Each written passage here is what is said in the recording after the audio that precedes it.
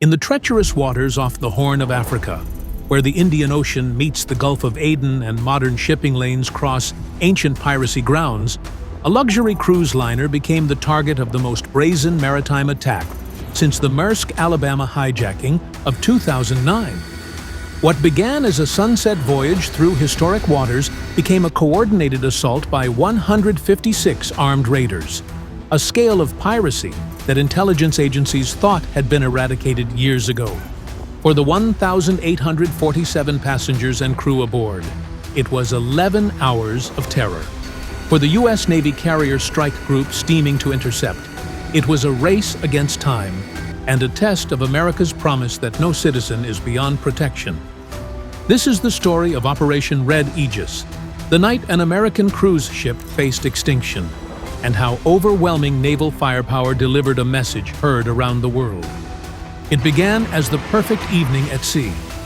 The MS Caribbean Empress, a 6-deck luxury cruise liner displacing 71,500 tons and carrying the American flag, was gliding through the Gulf of Aden, approximately 85 nautical miles northeast of Djibouti. This was day 9 of a 22-day historical treasures of the Indian Ocean cruise that would eventually reach Mumbai, and the 1,847 souls aboard, American retirees, European tourists, Asian business people on holiday, were enjoying what the cruise line marketed as adventure in complete safety. On the Lido deck, families gathered around the main pool as the ship's entertainment director led trivia games. The Starlight Lounge, 3 decks up, was packed with couples dancing to a live orchestra. Children raced through the promenade shops while their parents browsed duty-free jewelry. The ship's captain, a 31-year maritime veteran named Captain Robert Hendricks, stood on the bridge wing watching the sun paint the western sky in brilliant oranges and purples, completely unaware that 156 pirate vessels were converging on his position from 3 directions. The first indication something was catastrophically wrong came at 2:37 a.m., 6 hours after sunset. The bridge's ANSPS-73 surface search radar alarm triggered with an insistent electronic tone that jerked the watch officer from his routine scan of empty ocean. His coffee cup slipped from his hand as the radar display populated with contacts, dozens of small, fast-moving surface returns emerging from the Somali coastline 40 miles to the southwest, all moving with purpose toward a single convergence point. 8 contacts became 20. 20 became 50. Within 4 minutes, there were 93 distinct radar signatures, and the system was still detecting more emerging from coastal waters and from larger vessels that had been lurking beyond radar range. The ship's advanced Kelvin Hughes CCTV security system, equipped with thermal imaging capable of detecting human body heat at 2,000 meters, painted an even more terrifying picture on monitors throughout the security office. Small boats, traditional Somali skiffs, modified fishing vessels, even what appeared to be stolen commercial speedboats, were racing toward the Caribbean Empress at speeds exceeding 35 knots, creating distinctive heat signatures from overworked engines. By 2:44 a.m., when the security chief burst onto the bridge, his hands shaking as he pointed at the monitor feeds, 156 separate vessels surrounded the cruise liner in a coordinated tactical formation that suggested months of planning and military-level coordination. Below decks, passengers sleeping in their staterooms were awakened by unusual engine vibrations as the ship executed emergency maneuvers, increasing to maximum speed, while the captain ordered hard turns attempting to evade the closing net. Those who stepped onto their private balconies to investigate saw something that would haunt their nightmares for years. Muzzle flashes in the darkness, dozens of them, winking like malevolent fireflies across the black water. Green tracer fire arced through the night sky, the distinctive color marking Soviet-era 7.62mm ammunition still prevalent throughout East Africa. RPG rockets left orange contrails as they streaked toward the ship, most falling short, but several impacting against the reinforced hull with thunderous crashes that echoed through the superstructure. The sound of sustained machine gun fire rattled against steel plating like industrial hammers on an enormous anvil. Captain Hendricks' voice boomed through the ship's PA system with barely controlled urgency. "All passengers and crew, this is the captain speaking. We are under attack by hostile forces. All passengers proceed immediately to your emergency assembly stations on decks 4 and 5. Move to interior spaces away from outer hull. All crew to emergency stations. This is not a drill. I repeat, this is not a drill." As 1,847 people flooded through corridors toward the ship's interior ballrooms and conference centers, confusion turning to panic as they heard gunfire outside and felt the impacts resonating through the deck. Captain Hendricks transmitted the most urgent call in maritime communication, his voice steady despite the chaos erupting around his ship. "Mayday, mayday, mayday. This is motor vessel Caribbean Empress, United States Registry, call sign Whiskey Charlie Echo Romeo 4729.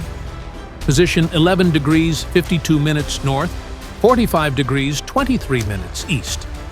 We are under coordinated attack by approximately 150 hostile vessels. Sustained gunfire and RPG attacks. 1,847 souls aboard. Require immediate military assistance. Mayday, mayday, mayday." That transmission, transmitted simultaneously on VHF Channel 16, the International Distress Frequency, HF Maritime Distress Bands, and via satellite through the ship's Inmarsat terminal, reached Combined Maritime Forces Headquarters in Bahrain and U.S. 5th Fleet Operations Center within 34 seconds. What followed would become one of the most dramatic naval rescue operations since the rescue of Captain Richard Phillips from Somali pirates in 2009. Intelligence analysis conducted in the frantic first hour would reveal this was no opportunistic attack by desperate criminals.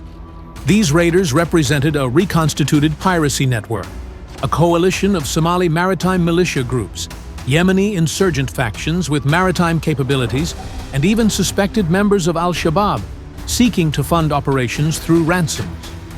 They operated under the name Guardians of the Sea, deliberately invoking Islamic resistance rhetoric, though intelligence suggested their motivations were primarily financial rather than ideological. Their intelligence had been disturbingly accurate. They knew the Caribbean Empress's exact route, having likely obtained the information through corrupt port officials or cyber intrusions into the cruise line's reservation system.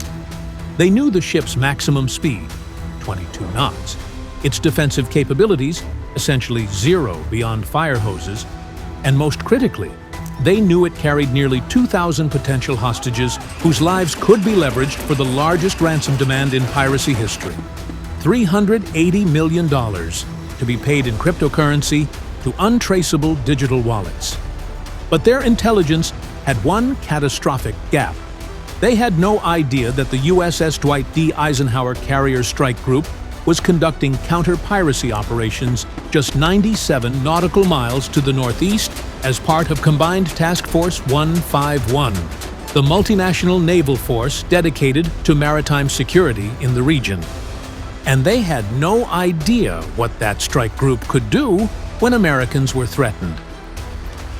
The Eisenhower's Combat Direction Center intercepted the distress call at 2:38 a.m. Rear Admiral Catherine Morrison, commanding the strike group from her position aboard the carrier, assessed the tactical picture within 90 seconds. American civilians under attack. Overwhelming hostile force. No friendly assets in immediate vicinity. The decision matrix was simple. General Quarters. Launch the ready cap. Notify the porter and mason to proceed at maximum speed to the distress position. Get the Gettysburg's helicopter airborne now. I want eyes on target in 15 minutes.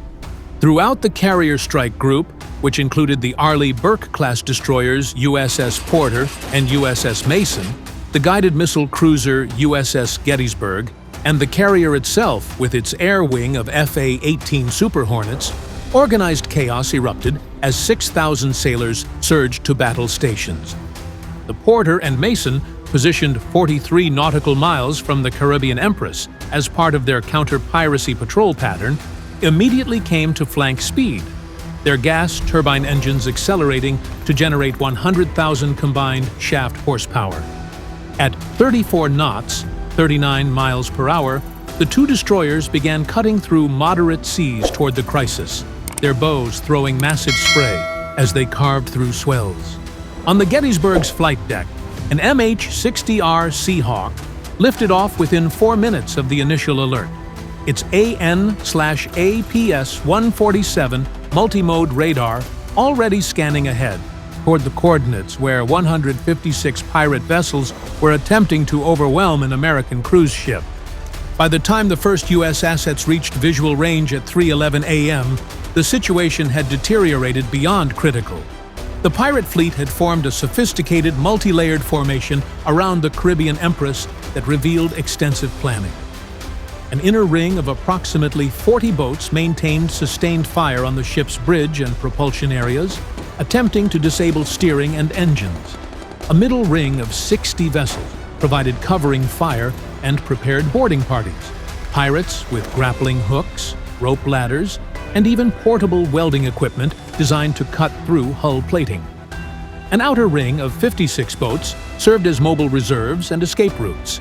Approximately 23 pirates had already reached the hull using grappling hooks and were attempting to climb toward the lowest accessible deck, the promenade deck approximately 8 meters above the waterline. Inside the ship, the vessel's small 12-person security team, armed only with fire hoses and defensive equipment, fought desperately to prevent boardings while the captain executed evasive maneuvers that sent furniture sliding and passengers stumbling in the interior assembly areas. Then the sound that would forever be burned into passengers' memories. The deep, powerful thrum of military rotor blades cutting through gunfire and chaos. The Gettysburg's MH-60R dropped to 300 feet. Its AN/AAQ-22 SAFIRE 3 forward-looking infrared system, painting the entire battle space in high-definition thermal imagery that was transmitted in real time back to the strike group's command centers. The pilot's voice, amplified through external speakers to physically painful 155 decibel volume, boomed across the water. Attention all vessels! This is the United States Navy. You are attacking an American-flagged vessel. Cease fire immediately and disengage. You have 60 seconds to comply. This is your only warning. The response was instant and unambiguous. At least 5 pirate vessels opened fire with heavy machine guns, PKM 7.62mm weapons, and what appeared to be DSA 12.7mm heavy machine guns, the latter capable of threatening even armored helicopters. One RPG-7 rocket streaked toward the Seahawk, missing by less than 40 meters as the pilot executed a violent evasive maneuver. That hostile fire removed all ambiguity. The rules of engagement were satisfied. U.S. forces were cleared to engage. The USS Porter arrived on scene at 3:19 a.m., its presence announced by the activation of its AN/SPY-1D radar in fire control mode, a specific radar emission pattern that every military in the world recognizes as the precursor to weapons launch. The destroyer's commanding officer, Commander James Talbot, assessed the situation from his position in the Combat Information Center.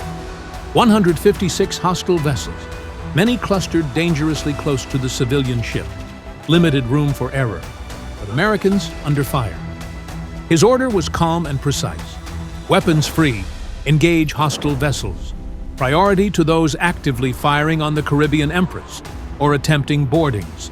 Minimize collateral risk. Execute. What followed was a demonstration of precision naval firepower that would be studied in military colleges for years. The Porter's Mk-45 5-inch gun, capable of firing 20 rounds per minute with GPS-guided precision, opened the engagement by targeting pirate vessels on the outer perimeter, away from the civilian ship where collateral damage risk was minimal. Each 70-pound projectile, traveling at 2,500 feet per second, could disable or destroy a small boat with a single hit. The gun's computer-controlled fire direction system acquired, tracked, and engaged targets faster than human operators could identify them. The 25mm AMK-38 mod, two chain guns mounted on the porter's flanks, engaged closer targets, their stabilized weapons platforms allowing accurate fire, even as the destroyer maneuvered at high speed. The 25mm high-explosive rounds, designed for exactly this type of maritime interdiction, disabled engines and detonated fuel tanks without necessarily sinking vessels. The Navy's stated priority was capturing pirates for intelligence, not creating casualties. Within 11 minutes of engagement, the pirate formation fractured. The coordinated three-layer assault dissolved into chaos as dozens of boats, their commanders realizing they faced not poorly armed merchant vessel security, but U.S. Navy destroyers with unlimited ammunition and rules of engagement that authorized deadly force, attempted to flee in every direction. But escape was impossible. The USS Mason arrived from the eastern approach at 3:24 a.m., cutting off retreat routes. 3 MH-60R helicopters now orbited the battle space, their crews armed with M247.62mm machine guns and, critically, AGM-114M Hellfire 2 missiles, each capable of destroying a boat with surgical precision using laser guidance. Rather than killing fleeing pirates, the Navy executed a coordinated strategy of disablement. Helicopter door gunners placed precision fire into engine compartments, shattering outboards and inboards alike. Destroyer guns targeted propulsion systems with proximity-fused ammunition that detonated near but not directly on targets, creating shrapnel that shredded engines without necessarily killing crews. The objective was intelligence collection. Someone had organized this attack with military precision, coordinating 156 vessels, acquiring heavy weapons, obtaining accurate intelligence on a specific cruise ship's route and schedule. Fifth Fleet intelligence needed prisoners. They needed to know if this represented a one-time operation or the emergence of a new, more dangerous phase of Somali piracy. While surface engagement continued, a secondary operation unfolded that passengers would only learn about later. The USS Gettysburg had launched its VBSS, Visit, Board, Search, and Seizure team, a specially trained 16-person unit equipped for hostile boarding operations, into RHIBS toward the Caribbean Empress. Using specialized caving ladders designed for at-sea boarding of non-compliant vessels, the team scaled the cruise ship's hull under covering fire from circling helicopters. They moved through the ship with practiced efficiency, locating and neutralizing the 23 pirates who had successfully boarded, most of whom surrendered immediately when confronted by U.S. Navy personnel in full tactical gear. The VBSS team secured the bridge, engine room, and all critical spaces in 19 minutes. As dawn broke at 6:08 a.m., painting the Gulf of Aden in pale gold light, the scene was apocalyptic.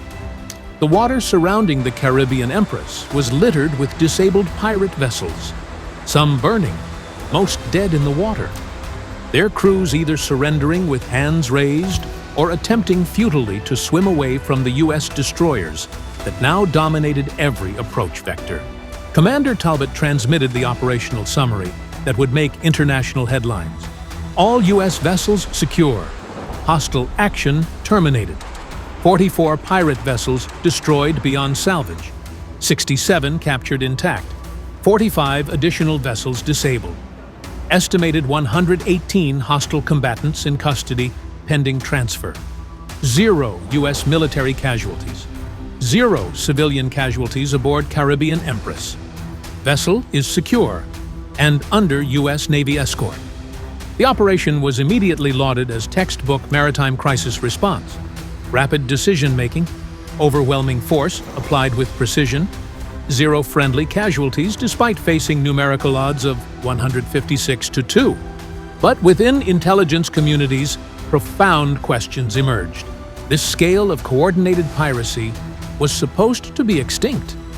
The international anti-piracy campaign from 2008 to 2013, which saw NATO, EU, Chinese, Indian, and U.S. naval forces conducting persistent patrols had driven Somali piracy to near-zero levels by 2013. Ransoms stopped being paid. Insurance companies stopped covering certain routes. Pirates were captured and prosecuted. The economic model collapsed. So how did 156 pirates suddenly return, coordinated across Somalia and Yemen, armed with military weapons, possessing accurate intelligence on a specific cruise schedule? Intelligence analysis of captured equipment revealed disturbing answers. Many weapons were new, recent manufacture from Eastern European and Chinese factories, complete with factory stamps and documentation suggesting theft from military stockpiles during regional conflicts in Yemen and Libya. Some pirates carried encrypted satellite phones linked to command centers in ungoverned territories of Puntland, Somalia, and areas of Yemen controlled by various militia groups. Financial forensics uncovered something more troubling. Cryptocurrency transactions traced to digital wallets associated with suspected al-Shabaab financiers, suggesting the terrorist organization was attempting to diversify funding sources beyond traditional extortion and taxation by organizing a return to large-scale piracy. The Navy's response extended for 3 weeks. The Eisenhower Strike Group remained on station, conducting systematic sweeps of 42,000 square miles of ocean. P-8 Poseidon maritime patrol aircraft, equipped with AN/APS-137 DV-5 inverse synthetic aperture radar, conducted 24/7 aerial surveillance. The search discovered 7 motherships, larger cargo vessels and fishing trawlers serving as floating bases for pirate operations, each carrying weapons caches, fuel supplies, detailed shipping route charts, and evidence of recent planning meetings. When classified intelligence reports reached the National Security Council, President authorized Operation Persistent Sentinel, a joint campaign integrating U.S. Navy assets with coalition forces to systematically dismantle reconstituted piracy networks through a combination of naval presence, special operations raids, and financial warfare targeting cryptocurrency wallets and money service businesses suspected of laundering ransom payments. Within 72 hours, known pirate bases in Puntland were struck by coordinated raids involving U.S. Special Operations Forces and Somali government troops. Dozens of piracy network leaders were captured or killed. The message was unambiguous.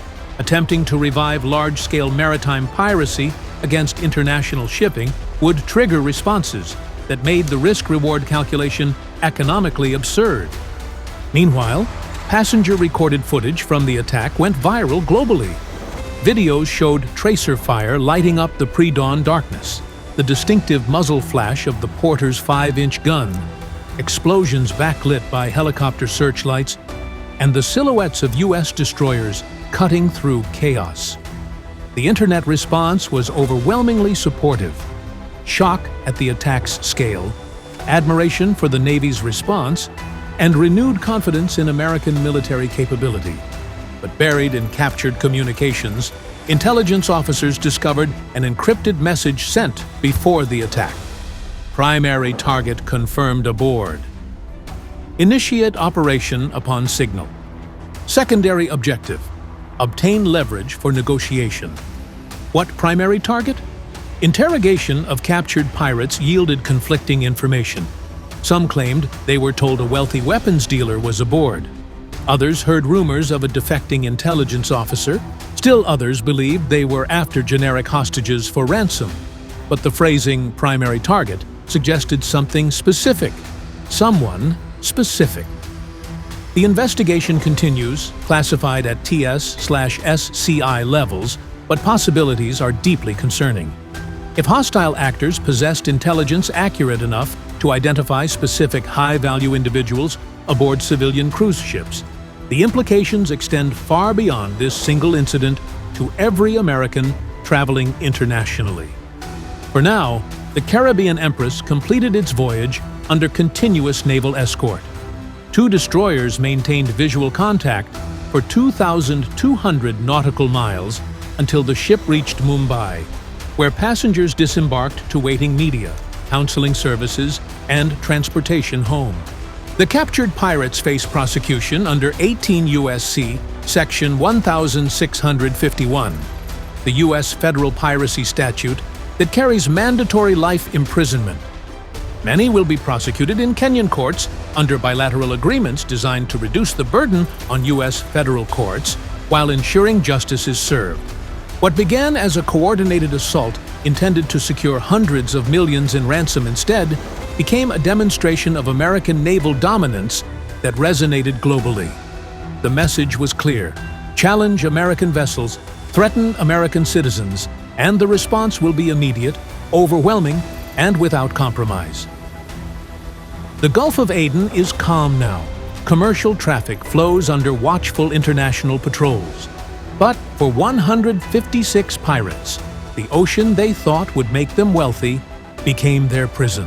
And for the U.S. Navy, Operation Red Aegis reinforced a principle as old as the Republic itself. American citizens under threat anywhere on Earth can count on the full weight of American military power coming to their defense. Fast, precise, and utterly uncompromising.